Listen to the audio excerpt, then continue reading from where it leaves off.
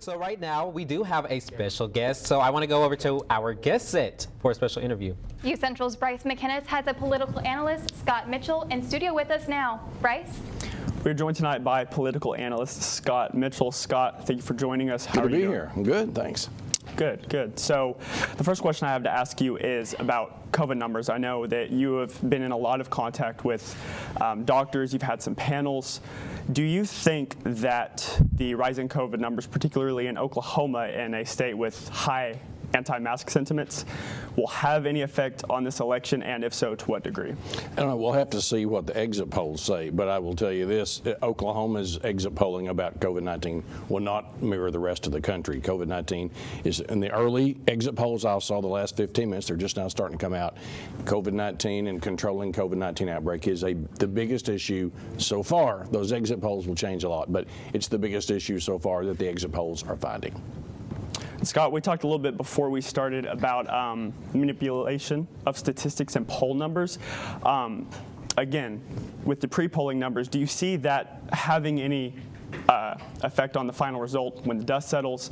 And if so, to what degree do you think that it will be? You know, there are people who manipulate those, but this is, I will tell you this, Bryce, the thing that happened 4 years ago where the pollsters, by the way, they weren't that far off 4 years ago. There was a lot of late-breaking polling at the end. They just didn't catch. And if you watch things, you watch the pollsters and they average this Real Clear Politics, 538, the Princeton surveys, all of these, the pollsters are really, really on the line tonight. If they screw this one up, okay, if they mess this one up bad, there's going to be a lot of people who are never going to trust them ever again. So I think in terms of manipulation is probably not going to be the order of the day. It's going to be getting it right. And if the pollsters don't get this one right, and by the way, the Wall Street Journal did one, I think it's Wall Street Journal, NBC News yesterday, said we don't see any late breaking numbers in there.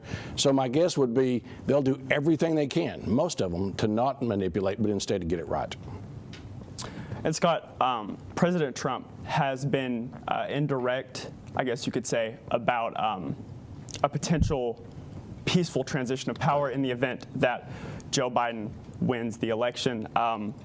In your opinion, do you think that that is more benign, or do you think that that carries some harm? You know, the president's prone to say things that aren't exactly accurate and sometimes it's boastful.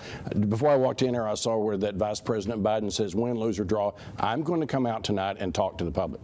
It may be, we may know early, really early tonight, but nonetheless, Mr. Biden's going to have as much influence on what the president does tonight as anybody. And those poll numbers, listen, if Florida goes into the Biden campaign, if Georgia falls to Vice President Biden, if North Carolina, and by the way, those states count early, and we'll know those tonight.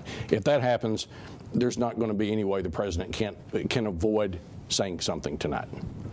And if Joe Biden is elected, do you expect an imminent national shutdown? And if so, do you think that there will be any major economic impacts of that?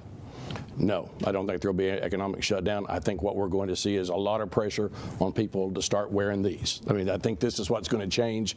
This is no longer, this is a mask, by the way, this is no longer going to be something that's public enemy number one at the White House.